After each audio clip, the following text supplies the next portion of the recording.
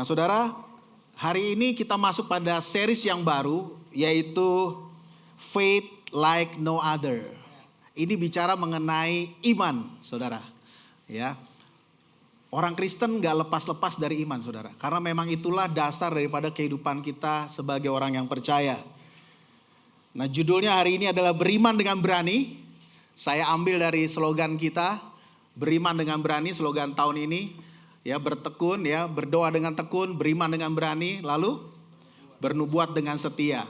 Nah, hari ini judulnya adalah beriman dengan berani. Kenapa berani, saudara? Karena iman identik dengan tindakan. Dan setiap tindakan membutuhkan keberanian, saudara. Nah, seberapa berani pertanyaannya kita percaya kepada Tuhan. Mempercayakan kehidupan kita kepada Tuhan. Mempercayakan kehidupan kita kepada Tuhan di saat situasinya berlawanan dengan apa yang kita harapkan, saudara. Ya, seperti hari ini terlihat seakan-akan dunia masuk dalam ketidakpastian yang betul-betul tidak pasti gitu ya. Tapi kalau kita lihat padahal dari dulu dunia itu tidak pasti, saudara. Ya, tetapi tetap aja dunia tetap ada, manusia terus ada. Setelah ribuan tahun, ya peradaban terus ada. Nah, kalau kita lihat dalam firman Tuhan, bahkan satu kali dunia penuh dan sangat tidak pasti dengan terjadinya air bah di zaman Nuh. Tetapi tetap manusia ada, berkembang dengan banyak saat ini, peradaban juga maju. Ini menunjukkan bahwa segala sesuatu itu ada di dalam kontrol daripada Tuhan kita. Amin, saudara. Nah, hari ini kita akan belajar beriman dengan berani dari seorang yang terlibat langsung dengan peristiwa air bah itu, yaitu Nuh. Firman Tuhan diambil dari Kejadian 6. Nah, di dalam Kejadian ini akan terlihat alasan kenapa Tuhan mendatangkan air bah di bumi ini. Ayat 5 dan 6b, 11 dan 12. Kejadian 6. Tuhan melihat betapa besarnya kejahatan manusia di bumi dan segala kecenderungan hatinya selalu membuahkan kejahatan semata-mata dan hal itu memilukan hatinya. 11. Di hadapan Allah bumi sudah rusak dan penuh dengan kekerasan. 12. Allah menilik bumi itu dan ternyata benar-benar rusak sebab semua manusia menjalani hidup yang rusak di bumi. Ternyata saat itu semua manusia kondisinya berdosa, berbuat jahat, kecenderungan hatinya ya itu miring kepada kejahatan, selalu ke arah sana, dan itu semua memilukan hatinya, saudara. Dan kemudian ditegaskan di dalam Roma 3 ayat 23, Paulus di sana, Rasul Paulus mengatakan karena semua orang, kita baca sama-sama 1, 2, 3. Karena semua orang telah berbuat dosa dan telah kehilangan kemuliaan Allah. Semua orang, saudara, bukan sebagian. Ya, kondisi hati manusia itu miring, condong tadi saya katakan. Ya, dan itu membuat Tuhan begitu sedih, memilukan, grief. Tuhan itu apa toh, saudara? Itu pilu seperti kena sembilu, gitu ya istilahnya. Sembilu itu tahu nggak, saudara? Pisau, sampai teriris, sakitnya itu di sini. Iya, kata Tuhan, di dalam. Bagi dia itu menyakitkan sekali. Dia sangat sedih, bukan hanya sedih, saudara, grief. Yaitu memilukan hatinya. Kata-kata pilu itu memang sangat khusus ya, saudara ya. Nah, ketika Tuhan mengalami hati yang pilu ini, itu sebetulnya menunjukkan bahwa Tuhan kita itu kudus, saudara. Dia tidak bisa hidup dengan dosa. Karena memang dia itu beda. Dia itu Tuhan yang kudus. Sehingga dia harus menghukum manusia dengan air bah. Dan air bah ini gak main-main, saudara. Air bah yang menutupi seluruh permukaan bumi. Dan firman Tuhan katakan sampai tempat yang paling tinggi pun tertutup oleh air bah itu. Berikut ini foto Grand Canyon, saudara. Ini bukti daripada tertutupnya bumi dengan banjir besar, gitu ya. By the way, S1 saya geologi, saudara. Jadi sekali-sekali saya ngomong tentang ini, saudara ya. Nah, jadi perhatikan sini, saudara ya. Lapisan batuan yang rapi, seperti orang Manado bilang balapis gitu ya, kayak kayu kue lapis yang rata, yang begitu banyak, luar biasa, dan itu tersebar luas seluruhnya, luas banget, saudara. Ya, orang di situ nggak kelihatan, kecil sekali. Kedalaman daripada Grand Canyon itu rata-rata 1.600 meter, 1,5 kilo lebih, bayangkan. Dan itu semua lapisannya tertata rapi, tersusun rapi dengan sangat luas. Tidak mungkin, teorinya mengatakan, ini salah satu teori saudara. Teorinya mengatakan, ya ini tidak mungkin kalau nggak terjadi dengan sangat cepat, masif. Dan itu luar biasa, suatu peristiwa yang satu kali. Kalau tidak, itu nggak mungkin rapi itu, susunan itu. Karena batuan itu tadinya lumpur yang lembek saudara. Dan karena massa jenis yang berbeda, yang paling berat itu yang paling bawah. Kemudian semakin ringan, semakin ke atas gitu ya. Dan itu nggak mungkin kalau nggak terjadi sesuatu yang luar biasa, yang sangat cepat. Karena proses dari lembek ke keras itu memakan waktu yang sangat lama. Dan itu tidak mungkin sampai segitu rapinya dan seluas itu. Jadi inilah yang menjadikan bahwa dapat menjelaskan bahwa jawabannya ada di air bah itu sendiri. Nah by the way, dosen saya S3 bertobat gara-gara teori ini saudara. Gara-gara dia melihat bahwa dia bingung kenapa Grand Canyon bisa terjadi. Kemudian yang membuat dia percaya yang membuat dia masuk akal, make sense buat dia, yaitu peristiwa Nuh. Apa seperti yang dikatakan oleh Alkitab. Dosen ini ateis, tidak percaya. Suatu kali datang kepada anggota life group kami ya, saya dosen juga tapi S2 gitu ya. Yang ini lebih senior saudara yang datang ini. Dan dia bertobat, dia percaya kepada Alkitab. Dan dia percaya bahwa Grand Canyon ini terjadi karena akibat peristiwa air bah Nuh. Itu yang terjadi saudara. Jadi ini tidak main-main peristiwa satu kali yang begitu dahsyat. Tapi di sisi yang lain, saat ini dunia itu fokus dengan bahwa Tuhan itu kejam banget gitu loh. Waduh, sampai begitu hancurnya, sampai begitu masifnya gitu. Itu yang ditwist oleh dunia. Jadi Tuhan itu satu pribadi yang tidak peduli, yang ya begitu ada yang gak kudus hajar gitu ya. Kelihatannya seperti itu. Ya silahkan saja ditwist seperti itu. Tetapi sesungguhnya yang terjadi adalah di sisi yang lain saudara. Tuhan itu sedang menyelamatkan manusia di tengah kemustahilan. Adanya harapan akan akibat dosa saudara. Allah menyelamatkan manusia di tengah kemustahilan, adanya harapan akibat dosa. Karena manusia begitu jahat, tidak ada harapan di sana. Tetapi Tuhan kita selalu punya jalan dan Dia melakukannya. Saudara, itu karena apa? Untuk menyelamatkan manusia. Dan Tuhan peduli dan Dia mengasihi manusia itu dengan memberikan kasih karunia-Nya kepada satu orang. Dia tunjukkan bahwa bisa saya selalu punya cara, dan itu adalah Nuh. Kejadian 6 ayat 8, tetapi Nuh mendapat kasih karunia di mata Tuhan. Nuh mendapat kasih karunia, bukan perbuatan dia saudara. Sebelum dia dikatakan di ayat 9, dia bergaul dengan Allah. Ini ayat 8. Nuh mendapat kasih karunia. Familiar saudara, seperti saudara dan saya. Kita semua tidak layak, kita semua berdosa. Tapi karena kasih karunia Tuhan. Karena Tuhan sendiri yang melakukannya buat kita. Amin saudara. Karena ingat tadi ayat tadi. Semua orang sudah berdosa. Kehilangan kemuliaan Allah.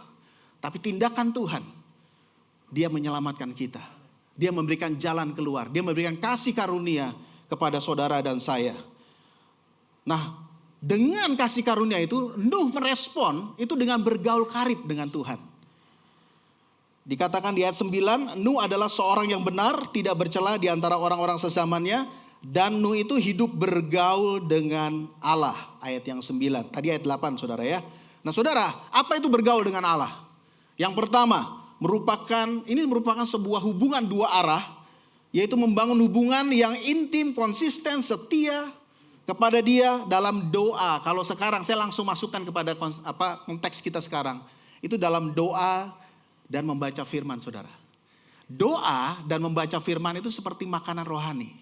Kita punya makanan jasmani, ya, tetapi doa dan membaca firman itu seperti makanan dan bernafas secara rohani. Doa itu kayak nafas saudara, berkata-kata, dikeluarkan.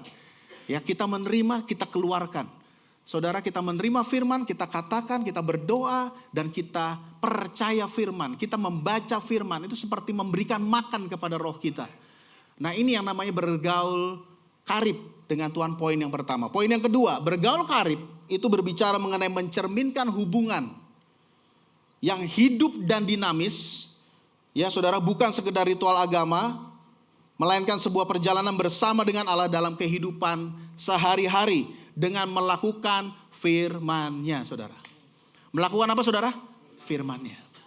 Tadi kita berdoa membaca firman, tapi berikutnya, saudara, dalam kehidupan sehari-hari kita menerapkan firman itu, kita melakukan firman itu, kita melaksanakan firman itu di dalam kehidupan kita.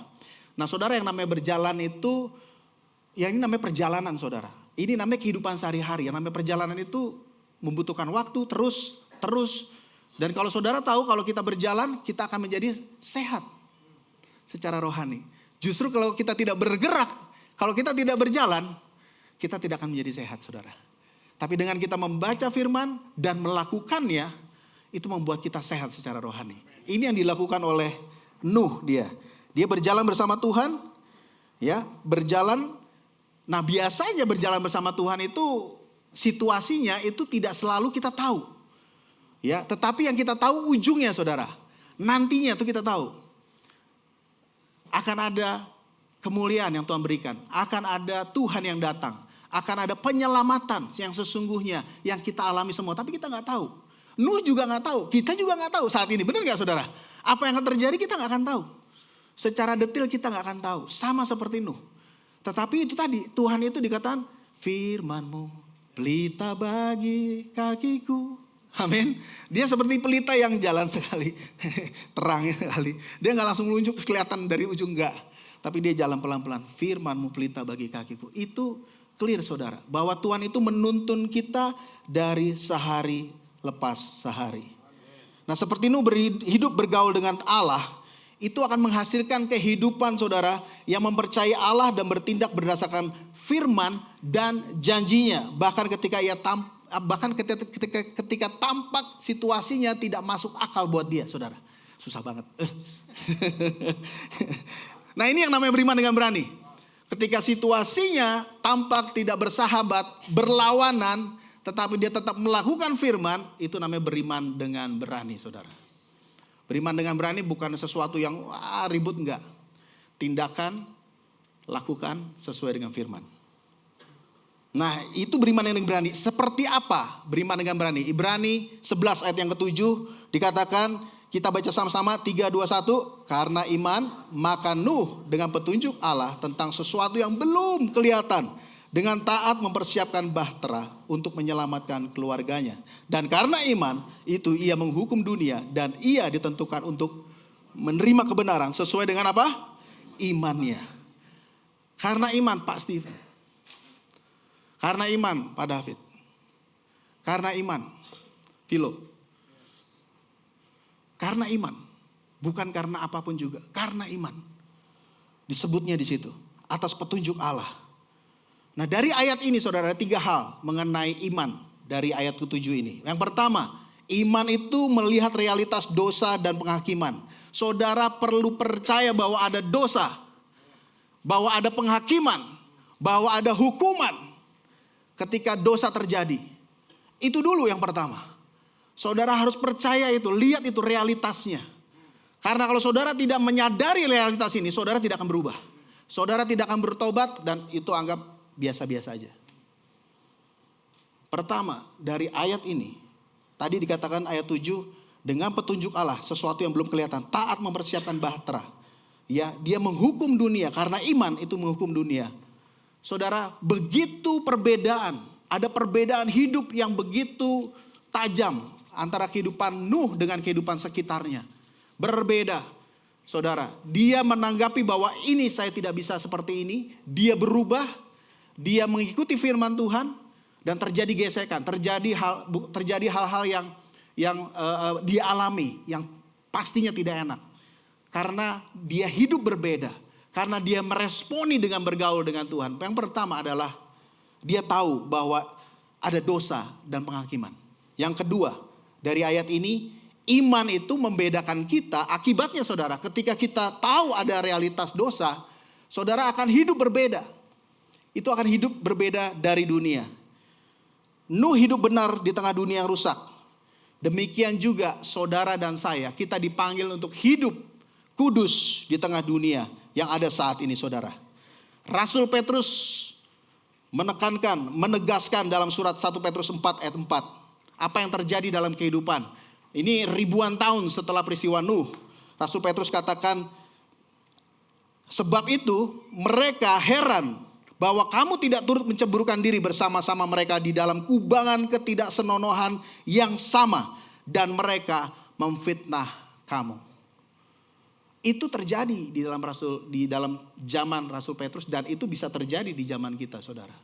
Bahwa kehidupan kita itu akan, kalau ketika kita mengikuti Tuhan, ketika kita hidup dengan sesuai firman Tuhan, ya terjadi hal-hal seperti ini. Dan mereka heran. Herannya itu bukan herannya tidak masuk akal buat mereka, bukan. Betul tidak masuk akal, tetapi maksud saya bahwa herannya itu mereka tahu bahwa apa yang kamu lakukan, apa yang kita lakukan itu benar. Cuma mereka menolak itu saudara. Ya, mereka heran kok nggak mau sih ikut enaknya dosa, gitu ya. Karena kita tahu, karena Nuh tahu dia sedang membangun bahtera di dalam kehidupannya. Dia bukan hanya sekedar melakukan taat kepada firman Tuhan, tapi dia tahu bahwa saat ini saya sedang membangun bahtera. Saya sedang membangun apa yang Tuhan suruh, apa yang Tuhan perintahkan di dalam kehidupan saya. Itu yang terjadi. Makanya terjadi hal-hal seperti ini, seperti yang disampaikan oleh Rasul Petrus ini. Nah kalau saudara lihat di dalam ayat yang ke-7 tadi, Ibrani 11, dikatakan Nuh menyelamatkan keluarganya. Yang namanya di dalam firman Tuhan tidak pernah sendirian saudara. Selalu bersama-sama, ada orang lain, gak pernah one man show. Tuhan selalu menyediakan ya tempat, hubungan, orang-orang untuk saudara menguatkan dan saudara dikuatkan. Gak pernah berbicara mengenai seorang diri, tidak. Ya, Adam dan Hawa, saudara. Dan itu setara. Ya, menerima janji Tuhan bersama-sama. Dan saudara saat ini kita bersama-sama. Ya, kita menguatkan, kita dikuatkan. Nuh tidak sendirian, saudara. Kalau sendirian dia mungkin juga bisa hilang. Tetapi Tuhan tahu, Tuhan itu mengerti kita. Makanya dia sediakan segala sesuatunya. Kelihatannya memang tidak mudah, ya, dan memang tidak mudah, tetapi itu mungkin dan bisa terjadi dan sudah terjadi. Amin, saudara. Apa yang terjadi dalam Nuh, terjadi peristiwa Nuh sudah terjadi. Yang ketiga, iman itu ditunjukkan, saudara, melalui ketaatan. Nah, Nuh membangun bahtera karena dia percaya janji Allah. Iman kita kepada Kristus harus terlihat ya kepada ketaatan kita terhadap firman-Nya, saudara. Di dalam 1 Tesalonika 1 ayat yang ketiga, sebab kami tidak selalu mengingat pekerjaan imanmu.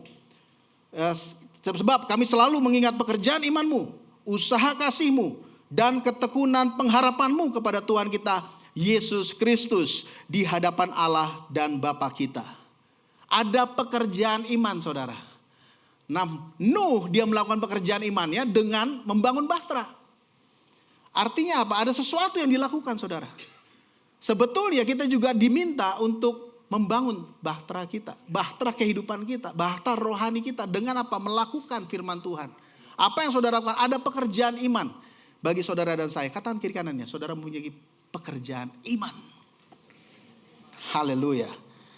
Punya pekerjaan iman setiap kita, saudara. Nah, kalau saudara lihat mengenai bahtera ini, ya pekerjaan iman ini, apa yang dilakukan oleh Nuh, ya. Bayangan saudara, 120 tahun dia membangun bahtera. Dia melakukan pekerjaan iman itu. Nah, saudara lihat bahtera itu menyelamatkan dia dan keluarganya dari air bah. Ngefek Tuhan, ngefek saudara. Bukan hanya untuk diri saudara, tapi itu ngefek kepada orang lain juga. Nuh menyelamatkan dia dan keluarganya dari air bah. Bicara air bah, penghukuman dan penghakiman akibat dosa. Yang kedua, bahtera itu dibangun, saudara, dengan tindakan iman dalam ketaatan. Bahtera merupakan hasil daripada tindakan iman Nuh. Saudara, kalau saudara percaya Tuhan, lihat realitas dosa, kemudian saudara hidup sesuai dengan firman, saudara memiliki tindakan iman di dalam kehidupan saudara. Ada pekerjaan iman yang saudara buat. Amin, saudara. Saudara tidak hanya sekedar taat kepada Tuhan, tapi saudara di pikiran kita itu sedang membangun bahtera. Kita itu sedang melakukan tindakan iman. Ada pekerjaan iman yang kita lakukan, saudara. Amin. Bukan sekedar hanya, aduh saya mau taat hari ini, saya mau taat hari ini. Jangan, saudara. Itu hanya sebagian daripada pengertian. Itu buahnya. Tetapi pengertian kita, the whole picture, kita itu sedang melakukan tindakan pekerjaan iman, membangun bahtera. Amin, saudara. Ada yang dilakukan oleh Nuh dalam menantikan air bah yang dia tidak pernah tahu bagaimana bentuknya. Hujan dikatakan hanya uap, saudara, uap air, hujan belum pernah turun, banjir belum pernah ada. Dia gak punya pikiran, dia hanya melakukan firman Tuhan. Nuh membangun bahtera, dibantu para anak-anaknya, saudara. Tuhan, Nuh tidak sendirian. Ya, bisa tolong gambarnya munculin gitu ya, biar kita bisa lihat gitu. Bahwa dia itu membangun tidak sendirian, saudara. Dia taat membangun bahtera. Ya, itu tidak mudah, ya, tetapi dia lakukan dan itu terus dia lakukan dengan setia, saudara. Nah, saat ini kita sebetulnya sedang membangun bahtera rohani kita. Ya, saudara lihat membangun bahtera, mereka kerja, mereka terus lakukan itu besar, kira-kira panjangnya 125 meter, tingginya 22 meter, lebarnya 13 meter. Saudara, itu enggak gampang, membutuhkan waktu. Pertanyaannya, saudara, kira-kira dia cuma mukul doang, kerja doang, saudara? Dia setia dengan pekerjaan imannya? Oh, ternyata tidak berhenti sampai di situ. Saudara lihat di sini, saudara, 2 Petrus 2 ayat ke-5. Allah juga tidak menyayangkan dunia purba. Ia hanya menyelamatkan Nuh. Saudara apa? Siapa dia, saudara? Pemberita kebenaran itu. Dengan 7 orang lainnya. Ketika ia mendatangkan air bah atas dunia orang-orang yang fasik. A herald of righteousness. Herald itu seorang pemberita yang menyatakan dia bukan hanya bergerak, dia bukan hanya bekerja, dia bukan hanya membangun bahtera, tangannya yang kerja, tapi mulutnya itu juga memberitakan kebenaran, saudara. Ternyata seperti itu. Dan inilah sifat daripada Tuhan, keadilan. Allah itu adil, saudara. Dia nggak menghilangkan itu. Mereka dengar kebenaran itu selama 120 tahun. Dunia dengar itu. Tapi mereka menolaknya. Nuh bukan sekedar hanya bekerja, tapi dia berbicara tentang kebenaran. Pemberita kebenaran. A herald of righteousness. Kemarin 2 hari lalu saya potong rambut, saudara. Ya, potong rambut di barbershop yang saya baru mulai langganan. Baru 3 kali ke situ. Waktu saya datang ke sana, seperti biasa, saya dicukur. Terus ngomong dong, ngobrol dia. Biasa, barbernya ngomong kepada saya. Pak, anak-anaknya mana? Karena yang kedua itu anak-anak pada dicukur di situ, gitu kan. Pak, anak-anak mana? Oh, enggak ikut, belum panjang rambutnya, saya harus potong nih, saya bilang gitu kan. Oke, terus dia potong, terus kemudian, oh iya, anaknya 2 ya Pak, waktu itu laki-laki, iya gitu, 14 dan 12 tahun. Oke, terus kemudian saya langsung tiba-tiba di hati saya langsung, terus ngomong. Oke. By the way, saya tuh baru dapat anak 10 tahun loh setelah menikah. Oh iya Pak. Wah, tapi gak kelihatan Pak. Baru saya nikah tahun 2000, saya bilang gitu kan. Oh iya. Wah, saya pikir Bapak, belum lah, 45 lah, 44 lah. Wah, saya akan datang terus ke sini, saya bilang. Terus lanjut kan, saya bilang. Saya bilang gini, kalau ini yang saya pancing kan gitu. Iya, saya 2 anak 1 istri, saya bilang gitu. Titik, saya bilang gitu. Bukan kebalikannya ya, gitu kan. Bukan 2 istri 1 anak, saya bilang gitu kan. Terus kemudian juga bukan 2 anak 1 istri dengan 2 pacar gitu. Enggak juga. Saya bilang, oh iya, dan dari situ kita berbicara, saudara. Dan sampai pada kesimpulan di mana 1 istri itu yang benar 1 istri, saudara. Dan itu satu hal, gitu. Nah kemudian dia tanya lagi sama saya, Pak, kelihatan badan Bapak sehat nih, dia bilang gitu. Iya, olahraga Pak, iya ya, saya jalan, push up sedikit gitu kan. Udah, oke. Terus kemudian, gak ngerokok juga Pak ya kayaknya Pak? Iya, dari muda Pak? Iya. Saya baru mulai 2 bulan yang lalu Pak. Kok bisa gitu, saya bilang gitu. Nah dari situ kita berbicara. Dan akhirnya kesimpulannya ngerokok itu ya merusak kesehatan ya. Dan kemudian tapi efek daripada setiap orang berbeda-beda. Tapi poin saya adalah saudara tahu di dalam setiap kesempatan, dalam setiap peluang itu kita lakukan saudara. Kita memberitakan kebenaran. Masukkan nilai-nilai itu. Saudara tidak sedang membangun sendirian. Saudara sedang menjadi pemberita kebenaran. Ya itu baru satu saya tanemin saudara. Karena saya tahu saya akan datang lagi 3 minggu lagi. Gitu. Nah itu saya sebagai pelanggan yang deketin barbernya. Ya, kalau Pak Alek beda. Barbernya deketin Pak Alek. Saya tadi tanya, Pak Alek bertobat? Iya, karena apa? Di barber. Dan barbernya itu tuh Pak Henok tuh. Tepuk tangan buat Tuhan dong. Ya, loh 3 tahun saudara bertobat, 3 tahun obrolan. Artinya apa? Di setiap bidang kita saudara. Di dalam setiap kehidupan saudara.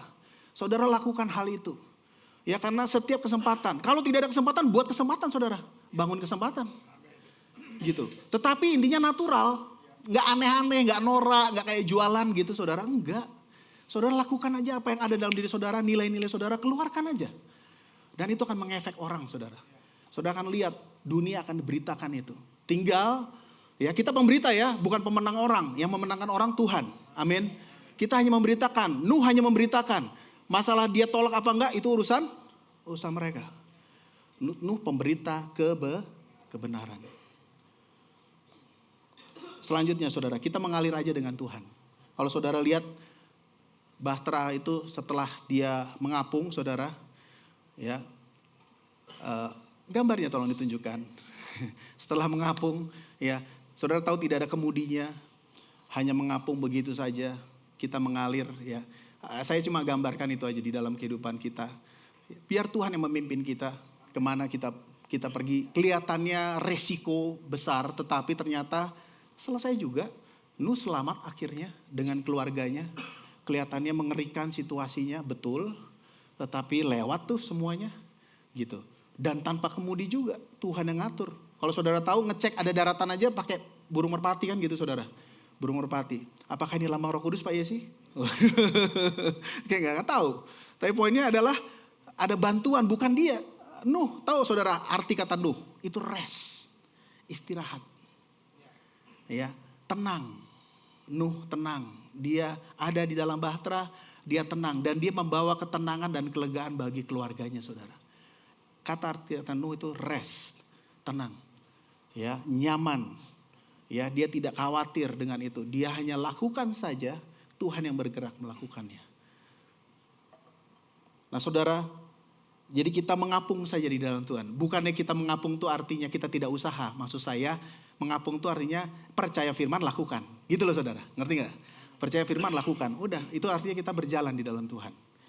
Nah, Tuhan memampukan kita melewati setiap situasi. Bahkan akan menambahkan hal-hal baik ke dalam kehidupan kita saudara. Saat kita percaya dan taat. Nah urusan ketaatan ini tidak main-main. Nuh melakukan semua yang diperintahkan Tuhan. Ayat 22, Kejadian 6. Dikatakan, lalu Nuh melakukan semuanya itu. Tepat seperti yang diperintahkan Allah kepadanya. Demikianlah dilakukannya saudara. Tidak ada yang meleset sedikit pun. Semuanya dilakukan oleh dia. Semua, bukan sebagian. Itu menegaskan saudara. Penyataan tadi itu bukan hanya kita dapat melewati saja. Saudara, tetapi kita sebetulnya banyak hal yang ditambahkan ke dalam diri kita. Kita bukan hanya defense saja, bertahan saja. No. Di dalam kehidupan kita Tuhan tuh bukan hanya sekedar hanya hang on. No. Tapi dia sebetulnya membangun kita. Menambahkan banyak hal kepada kita. Pada waktu saya mempersiapkan ayat ini, firman ini maksud saya, Yesaya 43 itu muncul di dalam perenungan saya. Ini janji Tuhan buat kita semua saudara. Saya mau sampaikan kepada kita. Ayat yang pertama, tetapi sekarang beginilah firman Tuhan. Yang menciptakan engkau hai Yakub, yang membentuk engkau hai Israel, janganlah takut sebab aku telah menebus engkau, aku telah memanggil engkau dengan namamu, engkau ini kepunyaanku. Itu firman Tuhan katakan. Ayat yang kedua, saudara bisa baca 3, 2, 1. Apabila engkau menyeberangi melalui air, aku akan menyertai engkau. atau melalui sungai-sungai, engkau tidak akan dihanyutkan. Apabila engkau berjalan melalui api, engkau tidak akan dihanguskan. Dan nyala api tidak akan membakar engkau. Terjadi gak saudara? Terjadi. Ada api gak? Ada. Ada sungai? Ada. Gitu. Tapi gak hanyut. Ada api? Ada. Tapi gak terbakar. Ada air? Ada sesuatu yang membahayakan dalam gelombang? Ada, tapi kita bisa jalan di atasnya. Saya kadang-kadang ketika menghadapi masalah, terutama gedung ini saudara, saya tuh seakan-akan seperti kayak sedang jalan air gitu. Gak tahu kapan ini, gimana saudara gitu kan, gimana Tuhan. Ya, caranya gimana sih ya menstarter mobil yang gede kayak gini nih. Saudara, ini mobil gede nih saudara nih. Ini kapal perang ini kalau lihat. Ini kapal induk saudara. Saudara, ini tenaga nuklir ya, kita gak tahu gerakinnya gimana. Ya memang Tuhan lah yang gerakin. Tuhan yang menghidupkan semuanya lah saudara. Saudara masuk itu satu hal. Puji Tuhan. Begitu masuk, what's next? Tapi Tuhan itu tadi menuntun satu persatu saudara. Ya. Tuhan adalah pelitaku. Takkan kekurangan aku. Tuhan, maksud saya pelita Tuhan. Ya. Itu step by step Tuhan membukakan. Yang ketiga. Ini saya katakan ya. Saudara bukan hanya bisa melewatinya. Tapi yang ketiga. Kita baca sama-sama. 3, 2, 1. Sebab akulah Tuhan Allahmu. Kita baca sama-sama. 3, 2, 1. Sebab akulah Tuhan Allahmu yang Maha Kudus, Allah Israel, Juru Selamatku. Aku menebus engkau dengan Mesir dan memberikan Ethiopia dan Sheba. Sebagai apa saudara? Gantimu. Tuhan bukan hanya membuat kamu bisa lewat. Tetapi dia bahkan memberikan lebih lagi kepada saudara. Itu janji Tuhan. Dan terakhir saudara, firman Tuhan katakan kalau kita menghadapi hal seperti itu, 1 Petrus 3:13. Lagi pula, siapa yang akan berbuat jahat terhadap kamu jikalau kamu rajin berbuat baik? Ini situasi di lapangan ya saudara ya. Ketika kita rajin berbuat baik, siapa sih yang mau jahat sama kita? Gak ada sebetulnya. Ya, itu ayat 13, tapi ayat 14-nya kata Petrus, tetapi sekalipun kamu harus menderita juga karena kebenaran, kamu akan berbahagia. Sebab itu janganlah kamu takuti apa yang mereka takuti dan janganlah apa saudara? Gentar. Sekalipun udah berbuat baik nih, masih aja difitnah, masih aja ditolak, masih aja gitu saudara. Enggak masalah, berbahagia saudara. Ya, apa upahnya kan gitu ya. Kalau kita baik-baik ya. Tapi ketika kita melakukan hal yang baik kemudian ada orang melakukan jahat, pokoknya mengucap syukur. Jangan takut. Mereka sedang takut saudara. Makanya mereka berbuat jahat. Ya, makanya jangan takuti apa yang mereka takuti. Dan janganlah gentar. Itu yang Rasul Petrus katakan. Nah saudara tahu ada satu hal yang muncul saudara. Dan itu juga saya jadi teringat dengan mission statement kita. Vision statement kita. Gereja in every nation. Ya, global. Ya, dikatakan saudara, ini bicara mengenai kehidupan. Mengenai kehidupan apa yang kita lakukan sehari-hari. Dikatakan di sana, munculkan mission statement-nya. Kita baca sama-sama saudara. 1, 2, 3. Kita ada untuk menghormati Allah dengan mendirikan gereja dan pelayanan kampus yang berpusat kepada Kristus, diberdayakan oleh Roh Kudus, serta bertanggung jawab secara sosial di setiap bangsa. In every nation. Bertanggung jawab secara sosial, ini sesuatu saudara. Kita memang harus berpusat kepada Roh Kudus, berpusat pada Kristus, diberdayakan oleh Roh Kudus. Tetapi bertanggung jawab secara sosial, ini berbicara mengenai sekeliling kita. Gereja ini saudara, Pastor Steve suatu kali berkata, kalau perlu sampai di mana kalau gereja itu pindah, ada every nation pindah tempat, orang-orang sekitar merasa kehilangan. Kita habis dari Geraktiva ya, pindah ke sini. Ya, ada satu orang yang ikut PDJ datang ke sini, bilang, wah Pak kosong Pak sekarang, sepi, blank. Ya, dulu ada keramaian gereja saudara. Ya, orang ini dari Buddha, percaya, tapi dia lapor ke kita karena PDJ Persekutuan Doa Jumat sekarang tetap kita lakukan saudara. Itu untuk memberkati satu gedung itu. Ya, orang-orang pada datang, diberkati, makan siang sama-sama. Sampai saat ini kita lakukan juga. Dan mereka tetap datang. Ya puji Tuhan ya. Cuma 2 stasiun gitu kan. Dari TJ langsung ke sini. Saudara tahu mereka bilang bahwa mereka datang dan mereka tetap, tapi mereka ada kosong. Kenapa? Karena kita memberi sembako kepada seluruh manajemen, kepada cleaning service, semuanya. Artinya kita ngefek saudara di sana. Bayangin dari gedung perkantoran tiba-tiba ada gereja, tiba-tiba dia tidak ada. Kemudian dia kayak, kemana itu mereka ya? Gitu. Nah, itu mengucap syukur kita saudara. Di tempat ini juga begitu, kita terus adakan kerjasama dengan RT, dengan segala sesuatunya. Saudara, kita menjadi berkat. Ya, bertanggung jawab secara sosial di seluruh bangsa. Thank you Lord. Mari kita berdoa. Thank you Jesus. Tuhan, terima kasih untuk hari ini. Tuhan, biarlah kebenaran-Mu menguatkan kami. Biar kami dapat melihat bahwa Engkau Allah yang mengasihi kami. Firman-Mu berkata, karena begitu besar kasih-Mu akan dunia ini, maka Engkau mengaruniakan Tuhan anak-Mu yang tunggal Yesus Kristus, supaya kami dapat hidup dan berkelimpahan Tuhan. Tuhan, kami mengucap syukur untuk hari ini. Tuhan, biar kami dapat melihat, biar umat-Mu dapat melihat bahwa Engkau ada, Engkau mengontrol segala sesuatunya. Engkau terus Tuhan bersama dengan kami. Engkau tidak meninggalkan kami sendirian di dalam pekerjaan iman setiap kami Tuhan. Tuhan, aku berdoa untuk setiap umat-Mu saat ini Tuhan, yang sedang melakukan, yang berjalan di dalam iman, melakukan pekerjaan imannya Tuhan. Bahwa mereka tahu pada hari ini bahwa mereka sedang membangun bahtera. Mereka sedang mengefek lingkungannya Tuhan. Mereka sedang mengefek orang lain, bukan hanya dirinya. Tetapi itu semua membawa kemuliaan bagi nama-Mu. Tuhan, aku berdoa, aku katakan tidak ada ketakutan Tuhan. Aku katakan jangan takut, jangan gentar saudaraku. Tuhan menyertai engkau di setiap musim hidupmu, apapun yang sedang terjadi saat ini, engkau akan dapat melewatinya. Engkau melewati air dan engkau tidak tenggelam, engkau tidak hanyut. Engkau melewati api dan engkau juga tidak akan terbakar. Demikianlah firman Tuhan, bahwa aku menambahkan bahkan Mesir dan Sheba kepada engkau. Tuhan, aku berdoa di dalam nama Yesus, pintu yang tertutup terbuka saat itu Tuhan. Kesempatan-kesempatan baru terjadi Tuhan di dalam nama Yesus. Dan itu semua membawa kemuliaan bagi nama-Mu. Terima kasih Bapa. Aku mengucap syukur Tuhan. Terima kasih Tuhan, bahwa semuanya itu mendatangkan kemuliaan bagi nama-Mu. Di dalam nama Yesus kami mengucap syukur, kami berdoa. Dan semua percaya katakan amin. Tuhan Yesus berkati.